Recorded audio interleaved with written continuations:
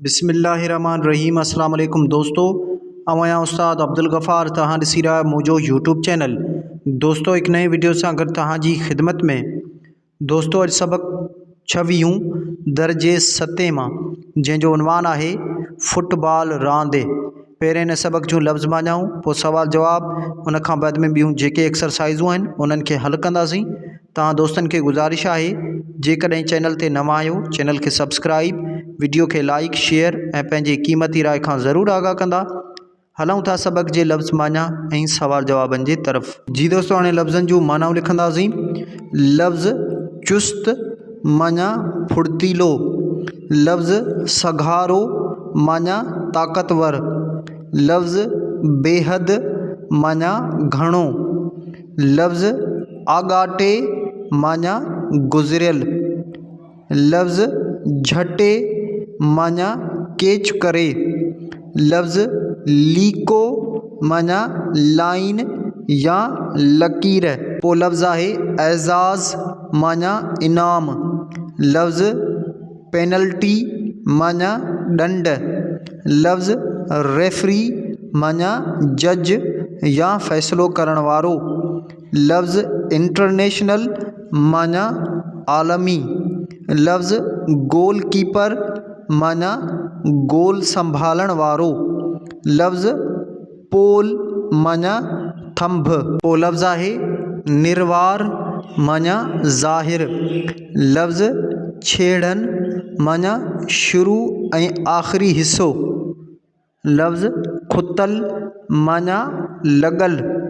पोइ लफ़्ज़ आहे थुॾे माना पेर सां, पोइ लफ़्ज़ आहे ॾंड माना जुर्मानो, लफ़्ज़ रंडाए माना रोके। जी दोस्तों हाणे मश्क हल कंदासीं। मश्क नंबर पहिरियों, हेठि ॾिनल सवालनि जा जवाब ॾियो। अलिफ़ सवाल नंबर पहिरियों, फुटबॉल रांदि कहिड़नि कहिड़नि मुल्कनि जी क़ौमी रांदि आहे? जवाब, फुटबॉल रांदि ब्राज़ील, अर्जेंटीना ऐं जर्मनी जी क़ौमी रांदि आहे। बे सवाल नंबर ॿियो, फुटबॉल रांदि जी हर हिक टीम में केतिरा रांदीगर हूंदा आहिनि? जवाब, फुटबॉल रांदि जी हर हिक टीम में 11 रांदीगर हूंदा आहिनि। जीम सवाल नंबर टियों, हिन रांदि में गोल कीपर जो कमु कहिड़ो हूंदो आहे? जवाब, फुटबॉल रांदि में गोल कीपर हथनि, पेरनि ऐं मथे सां बाल मुक़ररु इलाइक़े डी में गोल थियण खां रोकींदो आहे। दाल सवाल नंबर चोथों, हिन रांदि में रेफरी कहिड़ो किरदारु अदा कंदो आहे? जवाब, फुटबॉल रांदि में रेफरी जज जो किरदारु अदा कंदो आहे।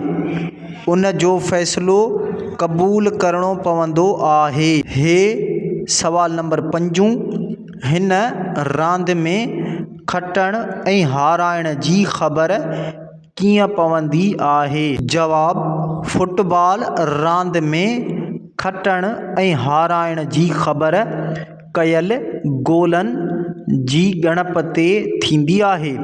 जंहिंजा गोल घणा उहा टीम फ़ातिह करार ॾिनी वेंदी आहे। वाव सवाल नंबर 6, पाकिस्तान जे कहिड़े शहर जा माण्हू वॾे तइदाद में फुटबॉल खेॾनि था? जवाब, पाकिस्तान जे कराचीअ शहर जी लियारीअ वारे इलाइक़े जा माण्हू वॾे तइदाद में फुटबॉल रांदि खेॾनि था। नंबर ॿियो, हेठि ॾिनल लफ़्ज़नि जी माना लिखो ऐं जुमलनि में कमु आणियो।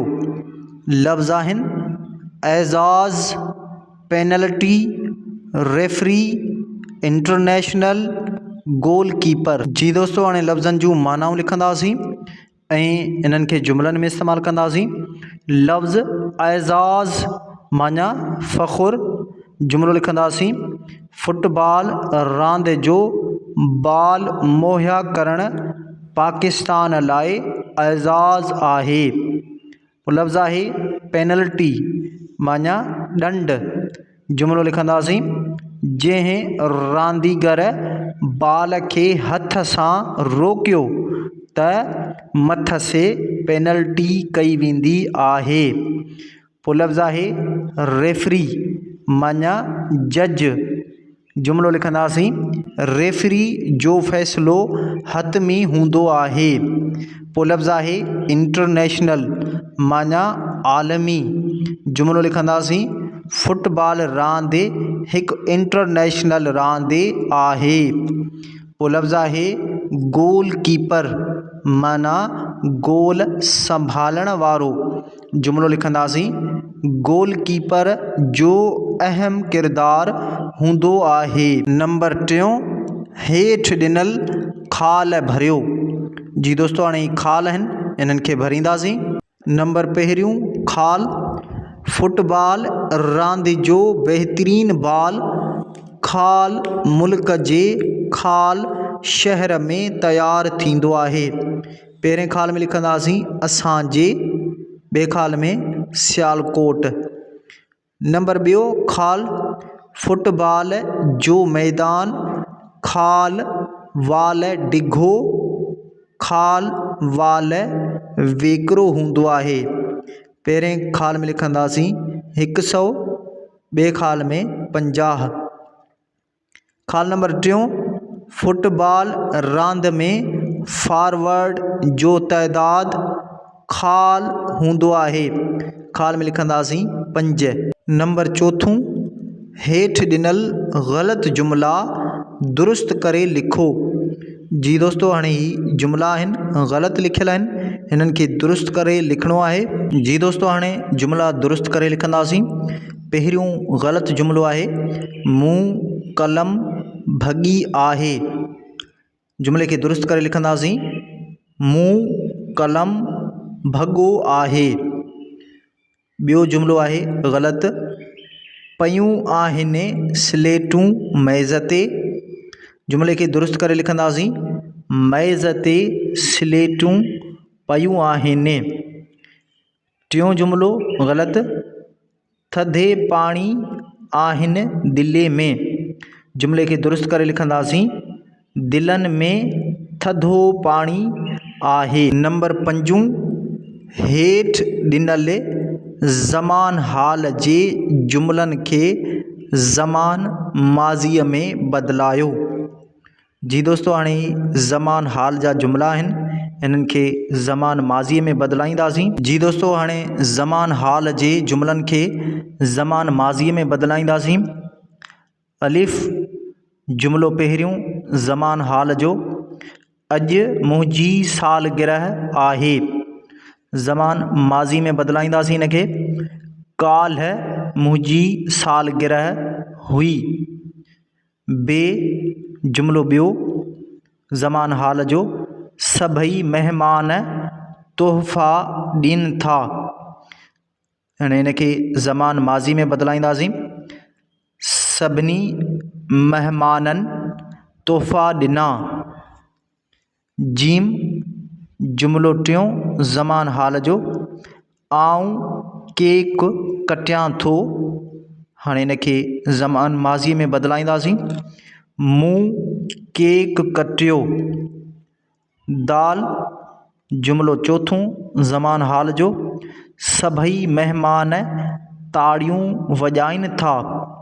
हाणे इनखे ज़मान माज़ी में बदिलाईंदासीं सभिनी महिमाननि ताड़ियूं वॼायूं।